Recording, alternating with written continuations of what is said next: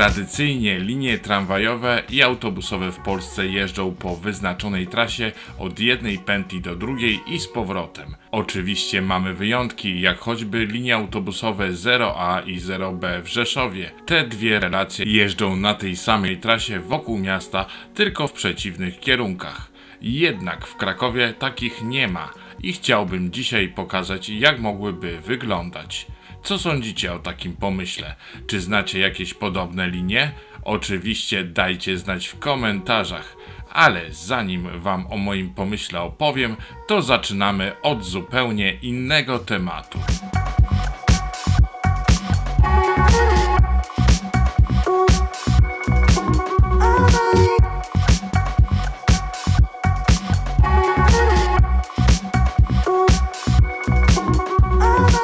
Cześć! Słuchajcie, coś długo nie mogłem się zmobilizować, żeby zrobić ten odcinek kolejny. Powiem wam szczerze, że ten okres poświąteczny jakoś tak trochę odchorowałem. Absolutnie nie przez ilość jakiegoś tam zjedzonych potraw czy wypitych napoi, ale po prostu jakoś ta pogoda tak nie wpływała na mnie dobrze. A jakby ktoś pytał, czemu jestem w czapce, no jak słyszycie, dość mocno jeszcze rozmawiam przez nos.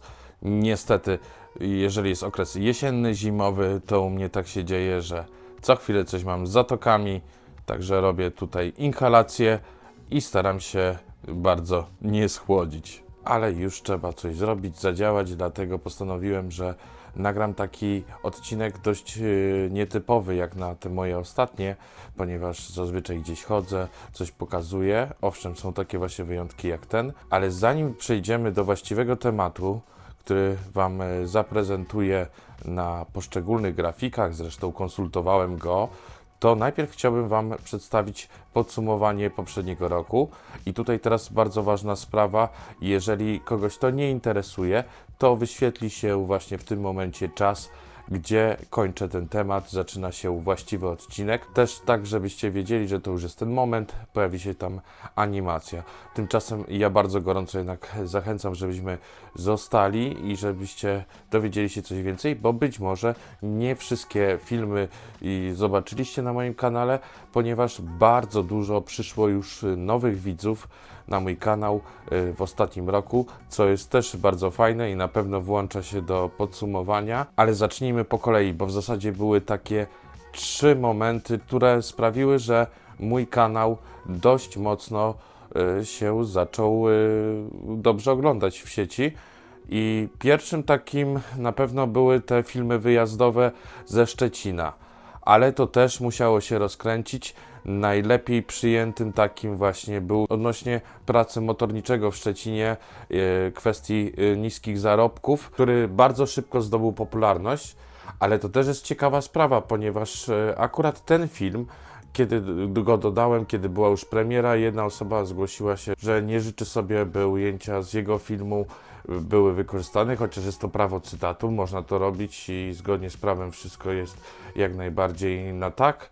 No ale musiałem ten film wykasować, wrzucić jeszcze raz i już byłem taki zmartwiony, że no niestety ten film no nie zyska dużej publiki, nie będzie dużej ilości wyświetleń, aczkolwiek stało się zupełnie inaczej. Co ciekawe, YouTube potraktował go, bo dałem dokładnie taki sam tytuł, jako tamten film.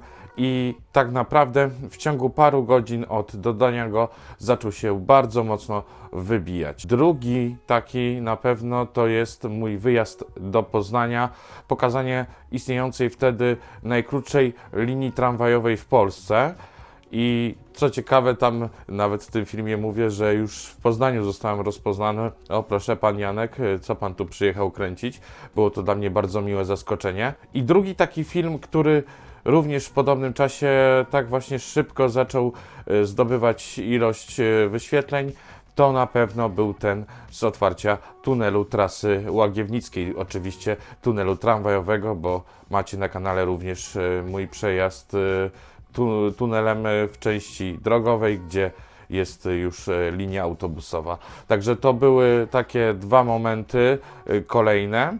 I trzecie to jest zaskoczenie, bo tak naprawdę są jeszcze 2 filmy z ostatniego okresu, czyli mniej więcej listopada, które myślałem, że raczej nie zdobędą bardzo dużej ilości publiki, ale stało się zupełnie inaczej. Na pewno tutaj pierwszym takim filmem to jest też tak zrealizowany, dość mocno roboczo, 10 ciekawostek na temat komunikacji tramwajowej w Krakowie, który musiałem właśnie z domu zrealizować, bo się troszkę źle czułem, to był początek listopada. I ten film nagle zrobił takie wybicie, a drugi to właśnie o tramwaju Newak Newelo. Ten film na początku jakoś bardzo dobrze nie miał wyświetleń. Tymczasem, kiedy dodałem kolejny, tydzień później, okazało się, że film zaczął bardzo szybko szybować w górę i naprawdę chyba jest też na jednej z czołowych pozycji. Zaraz to sprawdzimy, bo jeszcze zerkniemy sobie w YouTube Studio, w analitykę i zobaczymy, jak wyglądają mniej więcej liczby.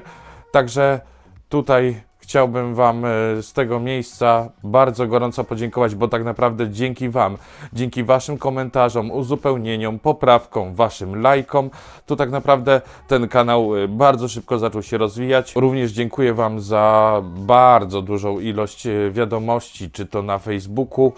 Czasem troszeczkę później je odczytuję, powiem Wam szczerze, że częściej jestem na mailu i tam czytam.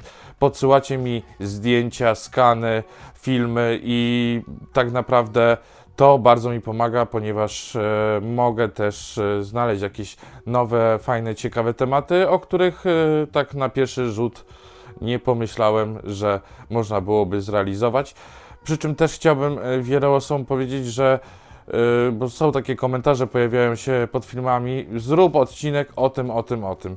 Pamiętajcie jednak, że żeby zrobić taki pełnoprawny odcinek, to ja muszę wymyślić tą tematykę w pełni, czyli ją przeanalizować, znaleźć jakieś fajne, ciekawe rzeczy w niej i to troszkę trwa. Samo zbieranie informacji to nawet często zajmuje mi 2-3 tygodnie, bo trzeba przegrzebać na przykład internet pod kątem zdjęć archiwalnych, dopytać się również różnych osób, żeby nie popełnić jakiejś gafy. Tutaj bardzo chciałbym gorąco pozdrowić Michała z kmk.krakow.pl, autora tej strony, gdzie tak naprawdę dużo informacji właśnie dzięki tej stronie weryfikuję, również go dopytuję prywatnie. Dzięki, Michał, że tu pomagasz, że na bieżąco mi odpowiadasz na wszystkie sprawy. Zajmuje to sporo czasu, żeby przygotować. Nawet te grafiki, które często widzicie w moich filmach, które są często dość prosto realizowane, no to jednak trzeba zrobić ten zrzut ekranu, trzeba to przeanalizować i jakoś tam rozrysować.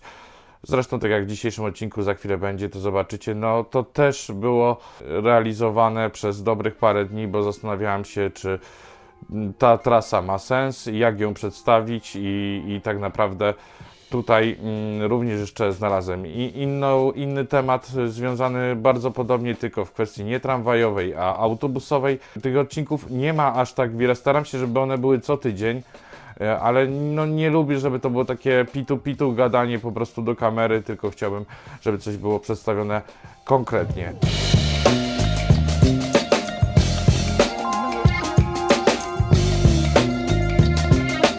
Zapomniałem wspomnieć o shortach, które YouTube bardzo promuje i jak widzicie, jeden taki film został numerem 1 na moim kanale, ogólnie wśród wszystkich filmów. Mowa tu o wideo o najdłuższym wiszącym moście na świecie, który obecnie ma już ponad 117 000 wyświetleń i nie zwalnia.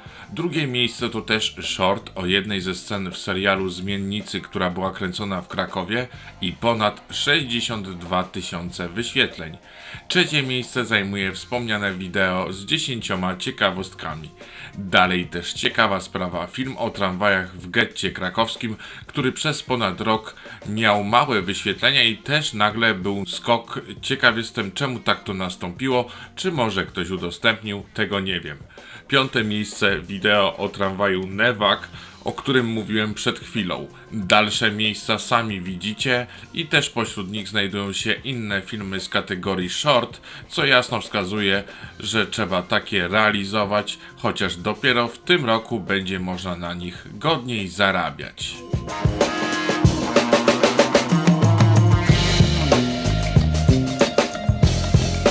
Zwróćmy uwagę też na dzień, w którym był mój kanał czasowo najdłużej oglądany. Suma oczywiście wszystkich filmów i był to 26 listopada. Tam też nałożyło się parę tych najlepiej oglądanych filmów i pewnie stąd taki wynik. Dzień po, 27 listopada, też padł kolejny rekord, tym razem ilości nowych subskrybentów, bo w dniu przybyło ich prawie 100. Podobnie jak w kwestii, jakie filmy były popularne, tak nowi stali widzowie się pojawiali. Ostatnia rzecz to spojrzenie na zarobki, bo nie ma co tego ukrywać.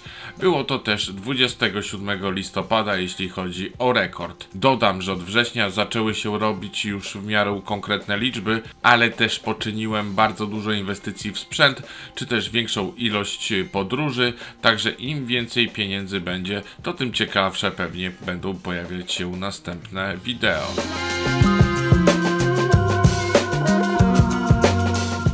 I jeszcze nie wspomniałem, czemu to jest tak ważne. Oczywiście pewnie małą część z tego uda mi się w tym roku zrealizować, ale poza Polską tu na pewno na mojej liście jest Portugalia, Lizbona, Porto i zabytkowe tramwaje w miejscowości Sintra.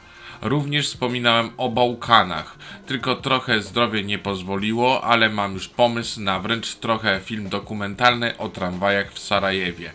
Później, na południe, chciałbym przedostać się jedną z najpiękniejszych tras kolejowych w Europie, a może i na świecie. Następnie Czarnogóra i wyjątkowy prom, gdzie można za darmo nim popłynąć. Z bliższych destynacji mam opracowane z grubsza tematy na 3 odcinki z Budapesztu. Również Praga, ale też całe Czechy. Tutaj też mam parę pomysłów. Ostatnio też doszedł mi pomysł na odcinek ze Słowacji, z Bratysławy. Na pewno też mocno mi w głowie siedzi Berlin i odcinek o metrze i jego funkcjonowaniu w czasach istnienia podziału tego miasta przed upadkiem NRD i stacjach widmo. Jestem po obejrzeniu serii dokumentalnej, czytałem książki na ten temat przez ostatnie lata, także też mogłoby to bardziej zmierzać do formy dokumentalnej. Chciałbym jeszcze zaprosić Was na odcinki, które zdobyły mniej wyświetleń, bo nie były stricte o komunikacji tramwajowej czy autobusowej, ale trochę czasu mi zajęło, by znaleźć informacje do tych właśnie wideo. Mowa tu m.in. o historii transportu koleją krzyża na Giewont, czy o historii wizyty Fidela Castro w Krakowie. Oczywiście takich filmów, jak poszukacie u mnie na kanale, jest sporo więcej. W tematyce tramwajowej to cały czas dochodzą też nowe o tramwajach wąskotorowych w Krakowie, która to historia jest bardzo ciekawa, dłuższa i musiałem ją podzielić na więcej odcinków.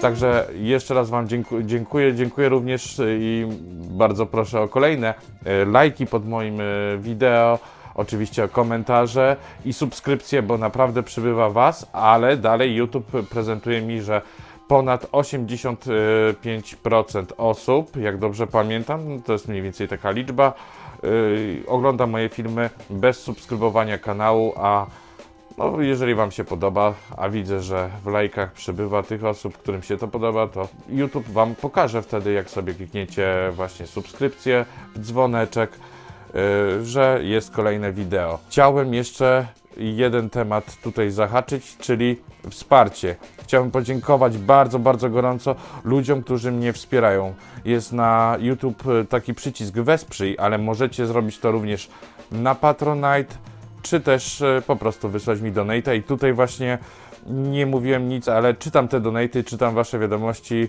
które się przy tych donate'ach pojawiają i chciałbym bardzo gorąco za to podziękować, że również tam coś się dorzucacie do tematu, a my już przechodzimy do właściwej części odcinka, także nie przedłużajmy. Ja mam na imię Janek, to jest kanał Janek Gada, ciekawostki, historie, podróże. A my dzisiaj zobaczymy sobie bardzo ciekawy temat, jakie linie tramwajowe i autobusowe mogłyby, że tak powiem, jeździć w kółko. Zaczynamy, czas start!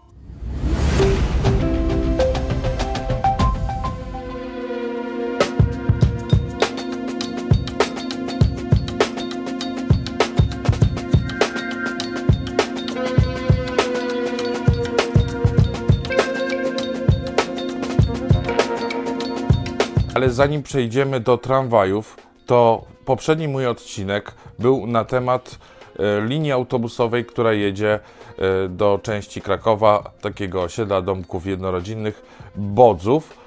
I wpadłem na taki pomysł, że w sumie po rozmowie z kierowcą można byłoby zrobić tam trasę wokół tego osiedla, właśnie taką ringową, objeżdżającą.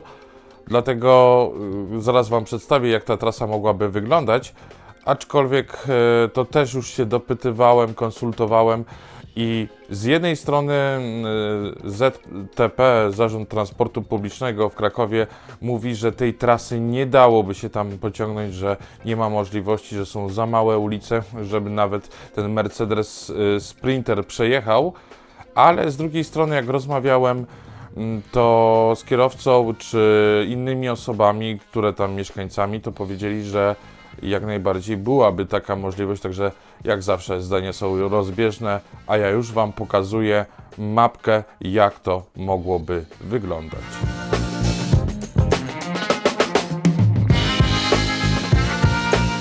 Zacznijmy od schematu.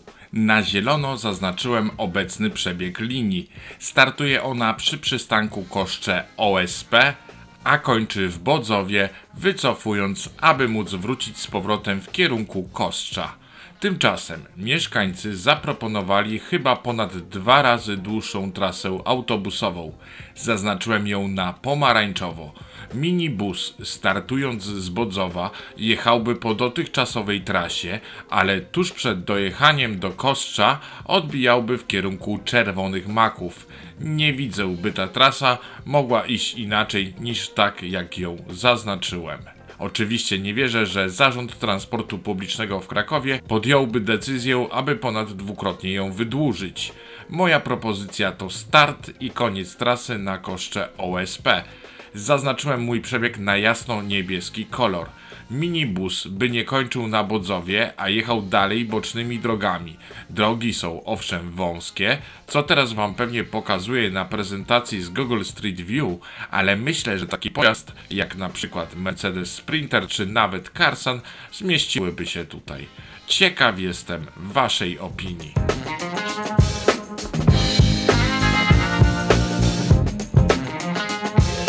Dobrze, to wróćmy teraz do tematu stricte tramwajowego, ponieważ od dłuższego czasu, w sumie od moich chyba ostatnich jazd właśnie zabytkowymi tramwajami, tak wpadłem na pomysł, że można byłoby, jeżeli chodzi o linię tramwajową w Krakowie, zrobić tak zwanym ringu, czyli po prostu, żeby objeżdżała całe centrum.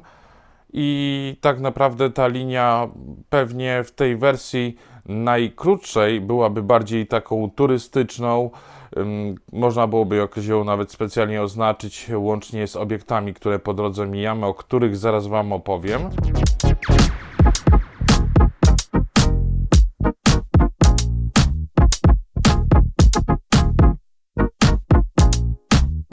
Pierwsza, najkrótsza wersja trasy przebiegałaby po ważnych punktach Starego Miasta, skąd łatwo by się było na przykład dostać na rynek główny, ale też przejeżdżałaby blisko dworca głównego. Dłuższy przystanek byłby na jedynej pętli ulicznej na krakowskim Kazimierzu. Opcjonalnie na pomarańczowo zaznaczyłem dodatkową trasę w kierunku Cichego Kącika, Błoń i Parku Jordana.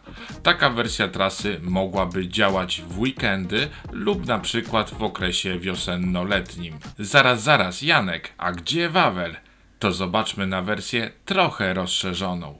Tutaj, poza wspomnianymi wcześniej punktami, tramwaj przejeżdżałby przez historyczną część Podgórza. Można byłoby też zaznaczyć tutaj punkty dawnego getta żydowskiego, a przerywaną linią ja zaznaczyłem możliwość skrócenia tej trasy, ale jeśli by tramwaj jechał po pełnej, to komunikacyjnie by mijał ważne punkty typu rondo Matecznego czy pętla Łagiewniki. Można byłoby też mocniej wyeksponować Zakrzówek, obok którego by też ten tramwaj przejeżdżał. W tej wersji linia by szła obok Wawelu, co jest kolejnym atutem turystycznym. Tymczasem zaraz przedstawię Wam najbardziej pełną wersję trasy.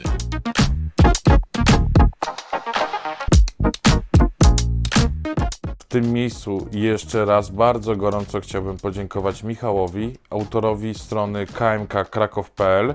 Link zostawię Wam oczywiście w opisie do tej strony, jeżeli tam jeszcze nie byliście, ponieważ bardzo długo ostatnio konsultowaliśmy ten mój pomysł dotyczący tego odcinka. Rozmawialiśmy też na temat, gdzie mogłaby się znajdować taka, może nie pętla, ale taki przystanek dłuższy, tak żeby właśnie mógł chwilę odpocząć sobie motorniczy. Zresztą Michał słusznie zauważył, że jest połączenie trasy linii numer 18 i 50 w Krakowie i tutaj też byłaby ona całkiem długa, tak jak na przykład ta najdłuższa linia tramwajowa, która wcześniej istniała w Krakowie, o której macie film, no to też tutaj motorniczy naprawdę miał spory wyczyn, bo musiał przejechać ponad godzinę po trasie, także tutaj trzeba byłoby się pewnie rozsądnie zastanowić, gdzie, w którym miejscu zrobić taki dłuższy postój.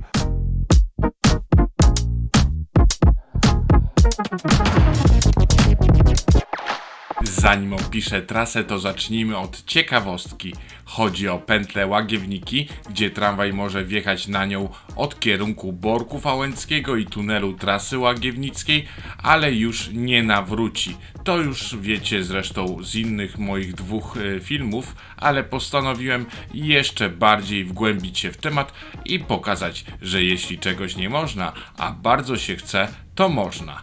Tramwaj mógłby nawrócić, ale nie na pętli, tylko okrężnie po terenie zajezdni tramwajowej Podgórze.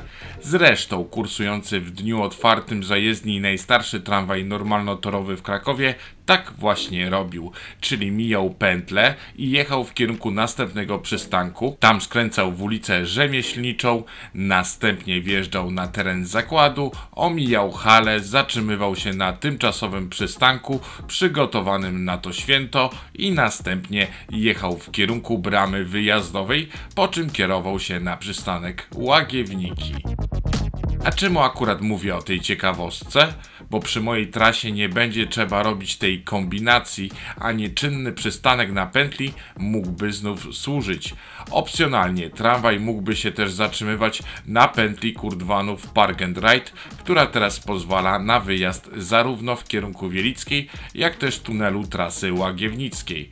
Michał też podrzucił mi jeszcze pomysł odnośnie zatrzymywania się na przystanku pętli Dworzec Towarowy w miejscu, gdzie tramwaj odbija na kierunek Pawiej. Zresztą duża część trasy w pobliżu centrum pokrywa się z dawną trasą linii tymczasowej 73, o której macie już odcinek na moim kanale.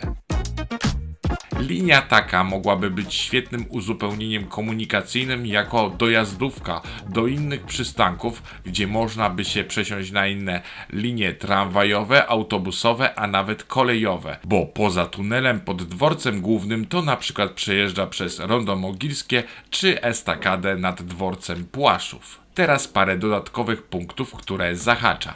Jeśli chodzi o instytucje kulturalne, oświatowe czy religijne, to na przykład Centrum Kongresowe ICE Kraków, Filharmonia Krakowska, Teatr Bagatela. Blisko też przejeżdża Teatru Varieté, Mocaka, czy w tunelu jedzie tuż przy Sanktuarium Bożego Miłosierdzia.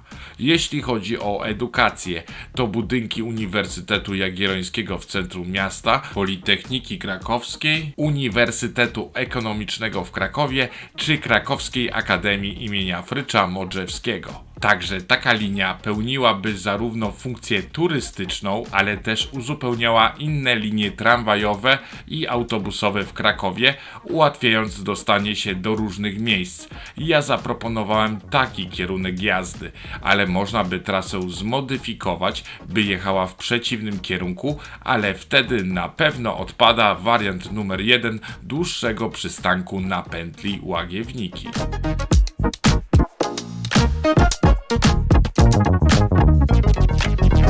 To by było na tyle w dzisiejszym odcinku. Dzięki jeszcze raz, że jesteście. Dziękuję za wszystkie lajki.